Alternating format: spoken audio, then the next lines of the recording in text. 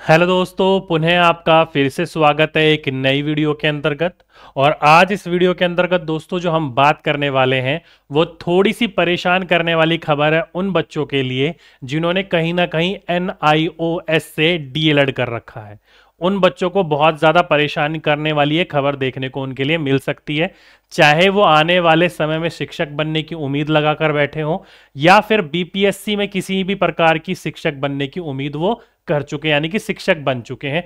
उनके ऊपर भी जो बीपीएससी 1.0 आया था उन पर भी कहीं ना कहीं अब खतरा जो है वो मंडराते हुए दिख रहा है। ये सारी की सारी चीजें क्या है मैं आप लोगों को समझाने का और बताने का प्रयास करता हूं।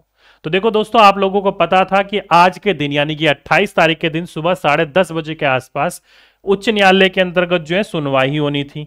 किस चीज को लेकर? तो वो लेनी थी NIOS को लेकर कि भाई ये जो है वैलिड है या नहीं है, जो 18 मंथ का कोर्स कहा गया है। तो सुबह सुबह ये खबर निकल के आ रही थी कि NIOS जो डीएलएड है उनको रद्द नहीं किया गया, उनको मान्य कर दिया है। लेकिन अभी अभी इनका पूरा का पूरा पिटीशन जारी किया गया, मतलब पूरा का पूरा जो आदेश होता है वो जारी किया गया। और उस आदेश को पढ़ने के बाद अब ये जो जजमेंट है वो कहीं ना कहीं बिल्कुल उल्टा हो गया है। अगर आप जजमेंट कॉपी आप पढ़ोगे तो कॉपी पर पेज जो 31 पॉइंट है वो पढ़िएगा, उसमें साफ लिखा हुआ है कि we find that the high court of Patna has totally erred in not given effect to the stand of NCT.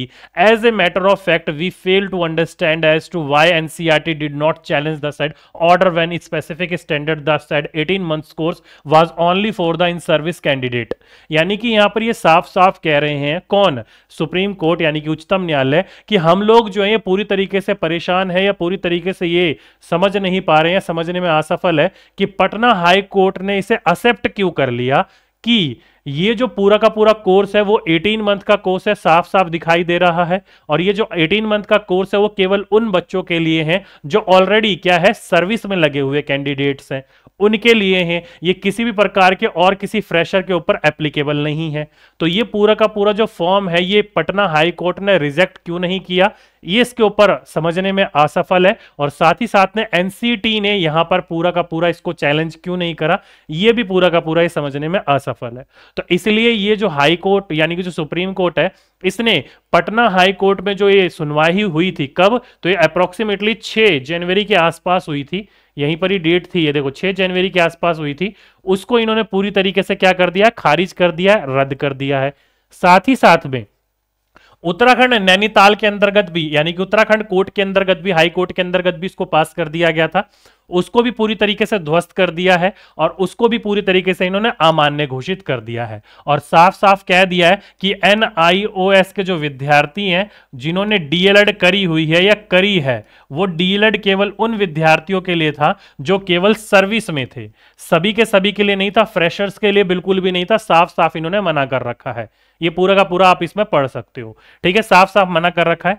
इसलिए ये जो विद्यार्थी अगर फ्रेशर है तो पीआरटी के लिए एलिजिबल नहीं है। और साथ ही साथ में पीआरटी के साथ साथ दोस्तों अब मुझे लगता है कहीं पर भी एलिजिबल नहीं होंगे। अगर आप लोगों ने जब ये डीएलएड करी थी, देखो दोस्तों उन बच्चों के लिए कह रहा हूं, उन दोस्तों के लिए कह रहा हूं, अगर जब आपने डीएलएड करी थी, आप किसी सर्विस के अंतर्गत थे सरकारी, जो आप टीचिंग पोस्ट के ऊपर थे, तब तो आप वैलिड है, आपके ऊपर कोई खतरा नहीं है क्योंकि वो साफ साफ का है वैलिड है। लेकिन आप फ्रेशर थे और आपने इस चीज को कर लिया है तो किसी भी प्रकार के रूप में ये मान्य नहीं है। और अगर आप किसी भी प्रकार के सर्विस में तो और एनआईएस से आपने डीएलएड करा है तो आपके अंदर ही अंदर यानी कि जो अंदर पोस्ट होती है, अंदर ही अंदर एग्जाम होते हैं, उनके लिए वैलिड कर सकते हो। तो अब सीधी सीधी सी बात है, जहां पहले बीएड वालों को पीआरटी से बाहर किया गया था, अब सीधी सी बात है NIOS वालों को भी पीआरटी से क्या कर दिया गया है? बाहर कर दिया है। तो ये पूरी की पूरी खबर निकल के आ रही है। अब ये खबर ऑफिशियल हो गई है कि बीएड के साथ साथ NIOS से किए हुए फ्रेशर डीएलएड अभ्यर्थियों को भी पीआरटी में एलिजिबल नहीं माना है। क्यों नहीं माना है? तो वो साफ देख सकते हो कि ये फ्रेशर के लिए नहीं था, 18 मंथ कोर्स केवल उनके लिए था जो सर्विस में लगे हुए थे।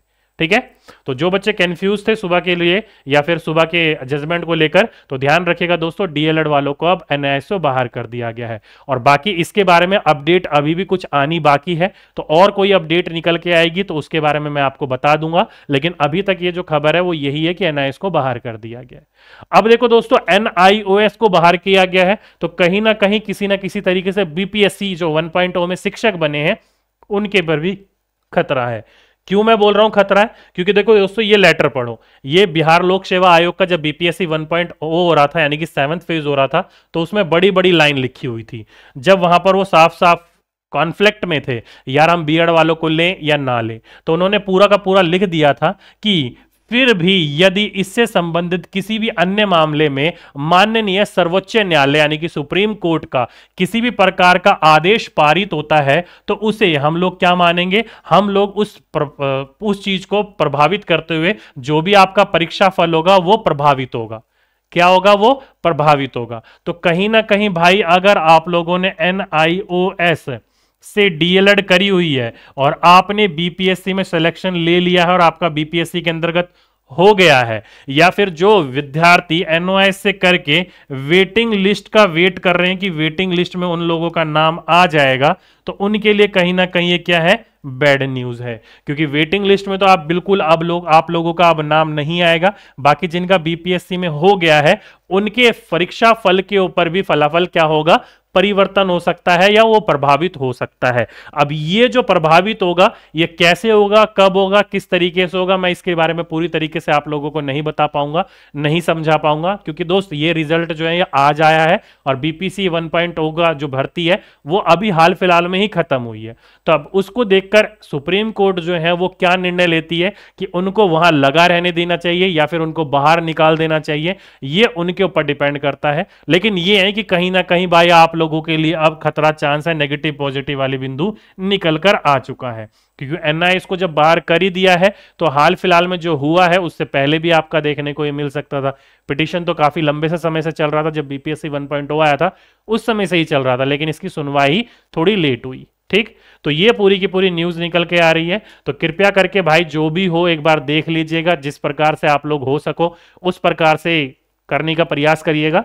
तो ये दो न्यूज निकल के आ रही है इस चीज को लेकर। ठीक, अब बीपीएससी 1.0 में जो एक खतरा है, मैंने इसलिए बोला खतरा है बाहर, मैंने इसलिए नहीं बोला क्योंकि भाई अभी कंफर्म नहीं है इस चीज के बारे में, क्योंकि सुप्रीम कोर्ट ने तो निकाल दिया बाहर। यहां पर देखते हैं कि बीपीएससी शिक्षा विभाग या अन्य प्रकार का क्या करता है, क्योंकि पटना हाई कोर्ट ने 6 जनवरी को बोला था वैलिड है, लेकिन आज इनको इनवैलिड कर दिया गया। वहां पर पेपर भी हो गया, वहां से पूरी की पूरी चीजें प्रभावित हो गई। अब देखने की बात है कि इनको बाहर किया जाता है या नहीं किया जाता। ज्यादातर चांसेस है कि अब बाहर कर दिया जाएगा, क्योंकि सर्वोच्च न्यायालय का जो न्याय होता है वो सबसे ऊपर ही माना जाता है, उसके आगे कुछ नहीं कर सकते आप और हम लोग। ठीक है, तो इसलिए दोस्तों वो देखते हैं कि क्या होता है और कब तक ये पूरा का पूरा आदेश सामने निकल के आता है। ठीक, तो ये थी दोस्तों आज के लिए अपनी एक छोटी सी इंफॉर्मेशन। मैं समझता हूं आप लोग अपडेट हो गए होंगे। बाकी किसी भी प्रकार की कोई और अपडेट आएगी तो मैं आप लोगों को उस चीज के बारे में अवगत करवा दूंगा। तो अभी के लिए, आज के लिए बस इतना ही। आपसे फिर मुलाकात होगी एक नेक्स्ट वीडियो में। जब तक के लिए सभी बच्चों को धन्यवाद।